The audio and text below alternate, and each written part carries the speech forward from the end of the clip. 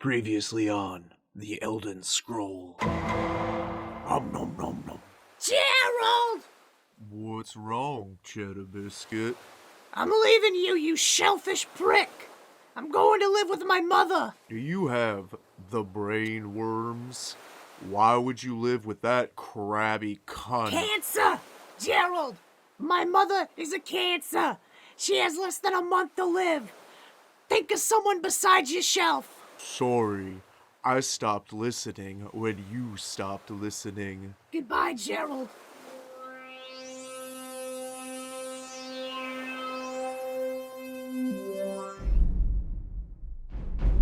The Elder Skyrim 4 Return to Alduin is a fantasy role-playing game that is well known for being the first video game to allow you to choose your race. The game presents plenty of fictional races to choose from. You can be an elf, a shrek, a lizard, some sort of pointy-eared human dog, and even a woman. However, in the most problematic twist in gaming, one race is severely underrepresented. Can you beat Skyrim as a Mudcrab? For all you nerds who care about the rules, you have 2 seconds to pause the screen in 3, 2, 1. Here's the Clifford's notes of the ordeal. 1. I'm not allowed to move forwards or backwards. How can I hold myself to this? That's how. 2. I'm only allowed to cause damage with my big, meaty claws. 3. I need a proper crab shell before I start the main quest, and for the quirk, I'm never allowed to strike a fellow mudcrab. In fact, I need to assist them when possible. Entered the world a crab trapped in a lizard's body. Named myself after the daughter of SpongeBob's boss. I was cold chillin' with the boys when my douchebag cousin Alden showed up. Sup, Eugene? Hanging with your freaky little crab friends, pinching each other's butts? Tell you what I'm gonna do. We're gonna play crab boil in 3, 2, 1. Smell you later, Eugene. The lads all scattered. Somehow I broke the game and the hole never opened up in the tower. That's gotta be a record. Here is where I should have quit this stupid playthrough and saved myself 10 days of suffering. Thankfully, my grandmother taught me a healthy sense of self-abuse. I reloaded a previous save and continued forward.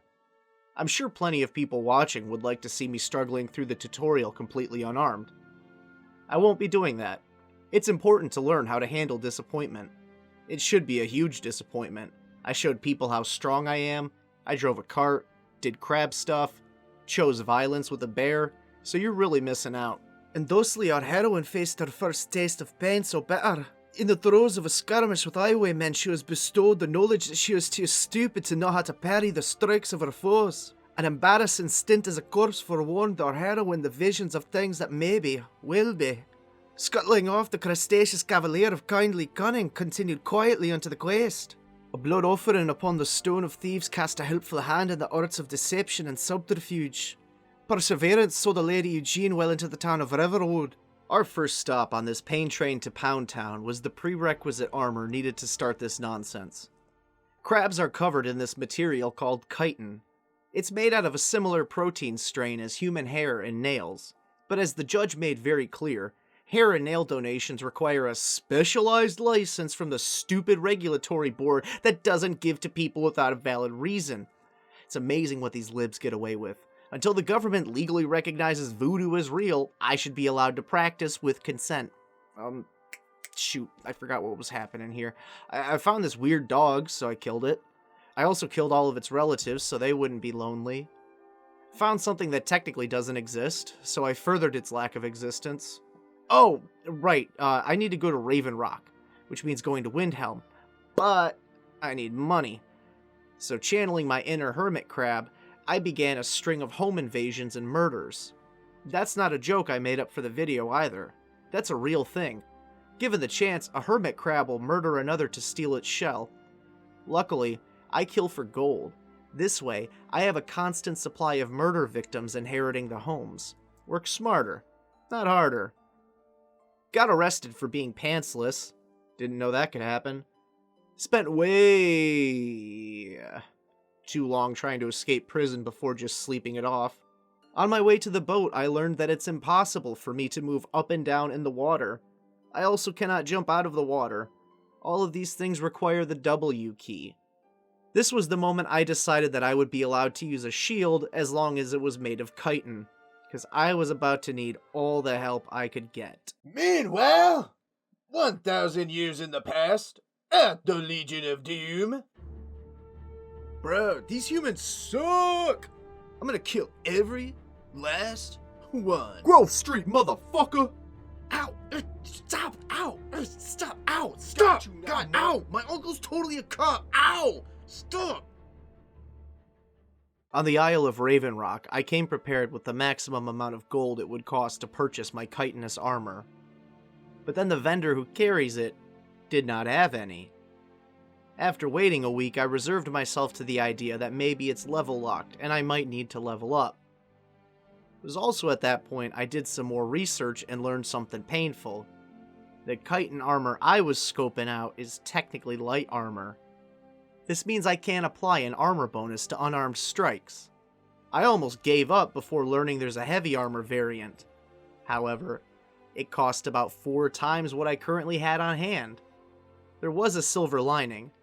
Some obscure dungeon you've never heard of has a full set of it. I contracted a fellow crab with the goal of killing him myself for his armor. Even on the lowest difficulty setting, he kicked my ass 7 ways to Sunday.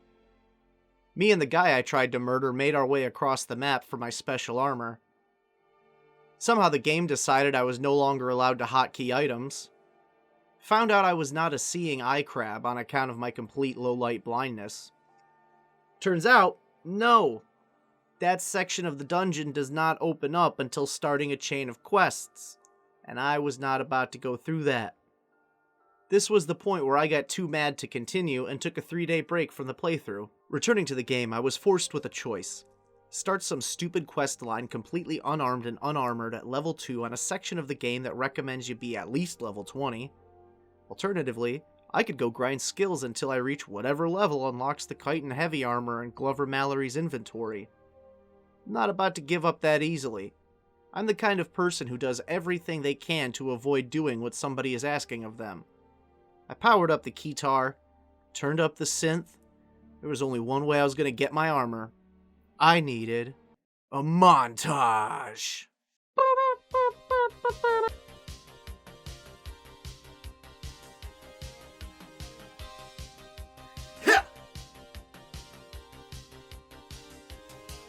The hour's approaching to give it your best, and you've got to reach your prime. That's when you need to put yourself to the test and show us a passage of time. We're gonna need a montage. Ooh, it takes a montage. Show a lot of things happening at once. Remind everyone of what's going on. With every shot, show a little improvement. To show it all would take too long. That's called a montage. Girl, we want a montage. If anything you want to go from just a beginner to a pro, you need a montage. Even Rocky had a montage. Always fade out in a montage. I finally got my chitinous armor and set off to Skyrim. I'm just gonna clue you in now. The only thing that was any assistance throughout this playthrough was grinding the Trinidad James of crafting skills. Alchemy, enchanting, and smithing. Literally no other skills were helpful aside from heavy armor level 30 and block to some degree. Asterisk. There's an asterisk here. I won't tell you why because it's literally written on page 6, but this is the worst group of students I've ever had, and I'm sick of nobody reading the syllabus. Then I went to Dragon's Reach. Or maybe I went looking for the Dragonstone first. I'm not sure. I write these scripts before I play the game, so either or none of those things could have happened. We will see what I have footage of. I'm guessing the Dragonstone was probably difficult to get. I remember there's a game of Elmo's Match 'em Up in that dungeon. I always struggle with that one. I probably punched the spider, or ran away. I have arachnophobia, so blind fury or fear were the only likely outcomes. I most likely formed some sort of mutual understanding with the Draugr Overlord, instituting some sort of Survivor-esque pact. At Dragon's Reach, I met a couple of goobers who have never met a crab before. "Oh, hey, buddy. What brings you to Castle Dragon's Reach?" Oh, hey, slow down there, guy. I got a buddy who's an expert on dragons. Mind if I call my friend? Hey there, buddy. My friend says we got some dragons coming. What should we do? That's impossible to answer without a dragon stone. It appears to have the dragon stone. Listen, buddy. My creepy friend says the Dragonstone says that beast is actually your cousin, Alden. Can you please ask his friend to stop eating my guys at the watchtower, buddy? The game turned into Fallout Brotherhood of Steel as I traversed to the watchtower. Kicked back as the lads softened up Mjolnir for me. We're doing this one by the books. I'm following the I Care Cat Book of Rules, and ended the encounter using my words instead of my hands. Violence is never the answer, except for the question, what is a fun and rewarding hobby? We shouldn't trust the crab lady. She's different, and different is always bad. Listen, guy, just because she's a freak doesn't mean she can't be a friend. Oh, hey there, crab friend. Oh, buddy, I could show you some good news, guy.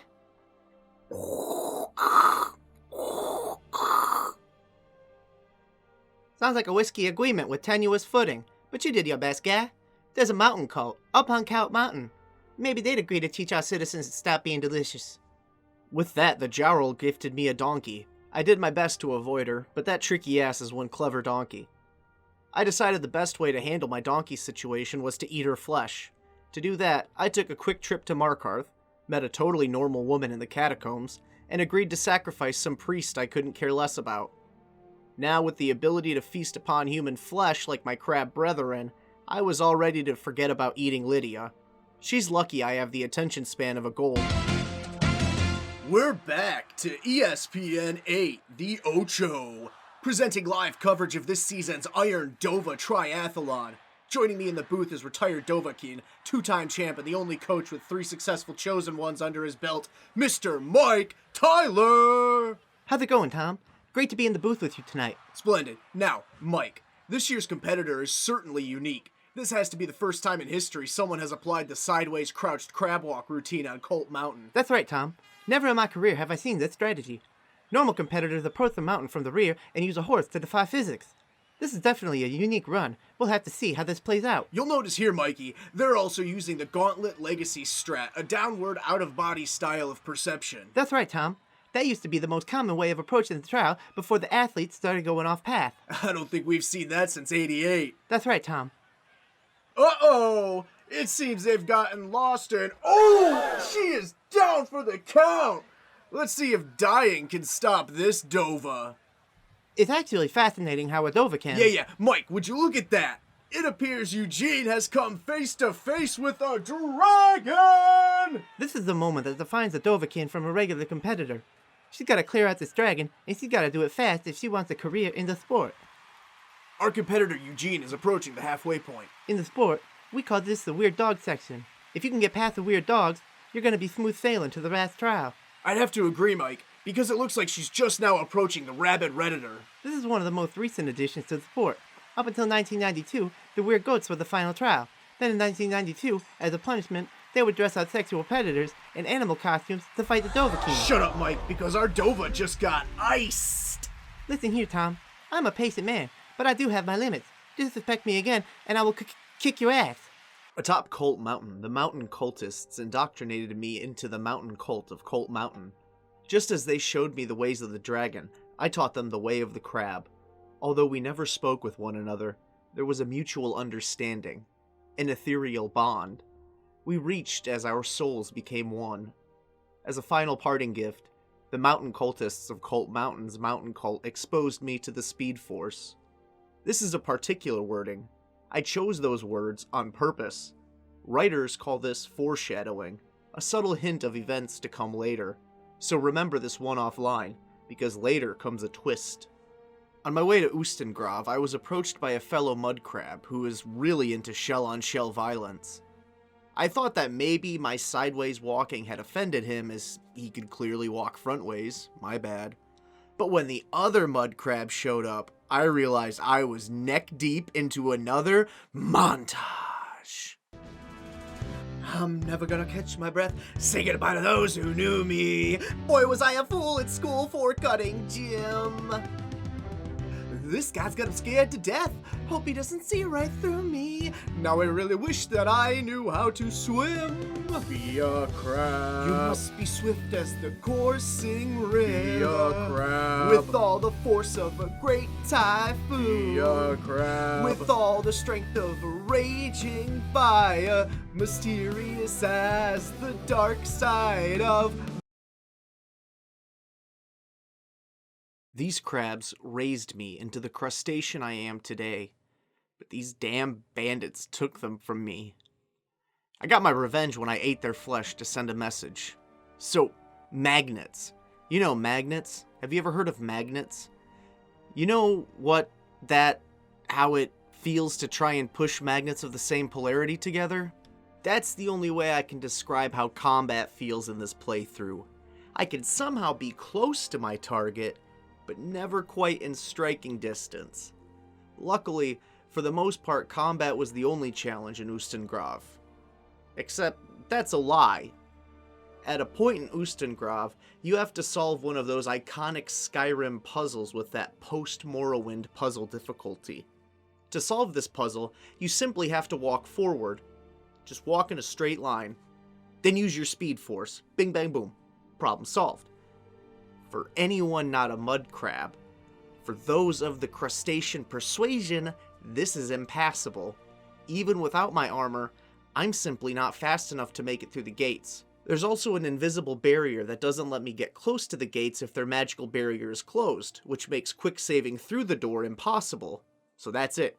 Game over. You cannot beat Skyrim as a mudcrab. Unless... legends tell of a pair of boots that greatly increase the speed of the wearer. The Boots of Blinding Speed. The Boots of Blinding Speed are an item returning from Morrowind that double movement speed in exchange for eyesight. However, they are only available via the Creation Club, which is Bethesda's handpicked mods you pay real money for.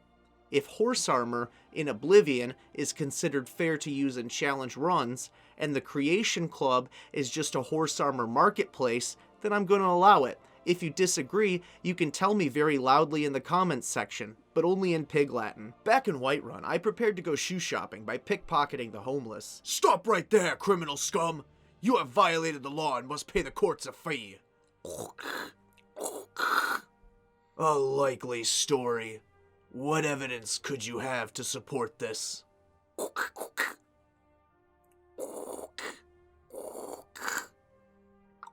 I suppose you have a point. But what am I supposed to do? Arrest all the birds? I can't arrest all the birds. That would be crazy. The captain is pretty great. Okay, off you go, citizen. Popped on down to Morrowind and got into a turf war with some horkers. They were incredibly easy. Got into a following turf war with some pirates. They were not easy. The captain killed me more times than I chose to count. Luckily, his death was the last death and therefore the mostest permanent. I swam to an isolated island and met some sort of orc-type creature. His existence was completely pointless after he activated the quest I needed. I flipped a coin to see if I would slaughter him and his people. The universe allowed them to live. Lucky bastards. I instant transmissioned back to Skyrim and made my way towards Fort Hragstead. The bandits here were of no real significance. I grabbed the boots and headed back to Ustengrav. You're probably expecting to see how I navigated the puzzle in complete blindness. But you've been hoodwinked. Bamboozled. Rolf's sheep were had. That daydream sequence earlier was not a daydream. That was a flashback. I already completed the puzzle and showed you earlier. Everything I said previously was a pointless filler arc. I had to do that. When I completed the dungeon, it turns out that I was bamboozled because Daphne stole the horn. I was here looking for a horn. I don't think I mentioned that. Daphne is apparently some kind of doomsday prepper. Mystery Inc. failing really screwed her up. She claimed she knew the exact location on God's flat earth where another dragon would spawn. That's the thing about those Alex Jones types. Just throw enough darts at a board and eventually you'll get a bullseye. I showed this dragon that I was no mere buff dancing baby. I could dance like a man. I could shake 'em my fanny, and I can shake 'em my can. If you're an evil dragon, I'll punch all your buns. and I punched the dragon for fun in its hindquarters until it died of spankings. I think some plot stuff happened. I made my way to the Thalmor embassy, and thanks to the mystical power of enabling a dangerous addict, I was able to sneak away from the party. I think this was supposed to be a stealth section. I never considered that an option until I punched all the things to death. I was instructed to find Esbern. The instructions were unclear. Next thing I know, I was stealing from a strange deaf woman. Her boyfriend was so mad that he died. Ever the drama queen, she followed suit in what could be best described as a third-rate Romeo and Juliet, what a film critic might describe as the Thelma and Louise of Tango and Cash. Esbern was even crazier than Daphne. The guy had like 30 locks on his door. When asked why, he said, "It's dangerous being the man arresting all the birds." And I told him that's crazy because birds doesn't reel. He turned out to be one of those people you don't like, but you're too socially awkward to tell off, so they just follow you everywhere until you explode into what your family calls the Coney Island incident, and later becomes the sole reason behind your 20-year aversion to hot dogs. In a real cinematic twist, putting two doomsday preppers into the same room led us on a path to a, quote, Karthspire, which Daphne describes as being the source of all those liberal Saturnalia parties. Esbern confirmed this by explaining, "It's where they eat the babies, you know." These people are friggin' bonkers. It's absurd how the game forces you to deal with their nonsense. See, okay, you can't market a piece of media if it doesn't have an underlying political message. Skyrim is no exception. If you can't tell from the InfoWars duo here, and the Civil War fueled by an ideology of segregation, it's not exactly subtle. The whole message behind Skyrim is that Steven Tyler of Aerosmith once adopted a 14-year-old girl so he could marry her and go on tour with them, and then he divorced her when she was like 17. Bethesda was just really ham-fisted with this one. I returned to the mountain cultists of Cult Mountain's mountain cult and was instructed to speak to their leader. The leader of the mountain cult of Cult Mountain is actually a dragon. This particular dragon is not only the leader of the mountain cult of Cult Mountain, but also voiced by the voice actor of Mario, the brother to Luigi Mario. So the cult leader of the mountain cult of Cult Mountain, voiced by Mario, said an Elder Scrolls was needed to beat Elder Scroll V Skyrim. A Shrek told me to seek the leader of the bird cult in his private glacier fortress. I left the game dumbfounded when I demonstrated my mastery of gravity and invincibility shouts. The game considered me inside the college for my entire walk to Severus Sigmus. In what folks refer to as the Canada section, the polite but insane man residing in a glacier gifted me his most prized possession because it could maybe be mildly helpful to something I have a passing interest in. Canadians really are too generous for their own good. On my way to Alfland, I encountered one of the strangest creatures in all of the Elder Scrolls. It's called a Wolof, I think. I'm not really sure how to describe it, other than it looked dead. Shortly afterwards, I fought some sort of obese dog. Inside of Aflac was just like that time my mom took me to her boyfriend's house, but his kids weren't there. The place was full of weird toys I was forced to break. There was a superhero landing. In a complete twist, I opted not to break the Centurion. Instead, I forced it to live alone in silence, surrounded by the bodies of his friends and family. This was for tax purposes. I was gonna joke about skipping Blackreach, because, seriously, this is basically the water temple of Skyrim. It goes on way too long for an aesthetic that repeats too often to be interesting. Fortunately, I'm too stupid to know when I'm recording and when I'm not. So as a group, we're all gonna pretend I said something witty, and then skipped this section on purpose. DeMarcus, it's okay if you want to sit this one out. I solved the final and last puzzle in all of Skyrim. Its difficulty level is highly appropriate for such a late game puzzle. The solution to this one is to press buttons randomly until the quest marker appears. Meanwhile, in the sky. I wonder if it's gay to like another dragon's talons. Like, just compliment them on how sharp they are. Hey bro, I really like your toes. No, that's dumb. Wait, is that Eugene going up Cult Mountain? I'm gonna kick his ass! Finally back on Cult Mountain, I used the Elder Scrolls, trademark, to learn a new swear word. Alden played a game of You Can't Catch Me. I told him that I would tell Mom if he didn't stop. He landed briefly where I was able to kill... No, Okay, not that time. I told him that I would tell Mom if he didn't stop. For fuck's sake. I told him that I would. God damn it! Whatever. I died like 10 times here before this garbage was over. I don't even think I could beat him. I think Alduin just got tired of kicking my ass and went home. Combat has been annoying, but that last fight was almost unwinnable. It's only gonna get harder from here. Except, spoilers, it doesn't. I was not gonna just submit. I needed to train if I was gonna win this fight. I was gonna need a montage. I said, a montage! What? No, that's... What? Fine, whatever. Editor says we're not allowed another montage. I went to Dragon's Reach. You know what? No, that's garbage, okay? I spent 10 hours grinding alchemy, enchanting, and smithing to make the most optimized, unarmed, enhancing, fire-resistant set of chitin armor. It's stupid. I'm genuinely pissed. Talk to the Jarl about using his castle for its intended purpose. No, I'm not doing it. Off in Windhelm, I recruited the By King, Ulfric, to my Zoom call. Then in the city of someplace, I convinced Jawline here to also come. I did a crime to remind the Empire how much I hated them. Or maybe it was the Stormcloaks I hate. It also served as a test for my final crab shell. Back at Cult Mountain, there was a genuine meeting of the minds. For some reason, Cheekbones, the general of all those soldiers I recently assaulted, kept asking me for help. To prove that I'm the only one allowed to wear red, read the rules, I used this opportunity to show lopsided favoritism towards the Empire. Or maybe Stormcloaks. The blue guys. Todd Howard was pretty upset and fused me to the table as punishment. I had to sit through that whole argument again and play nice.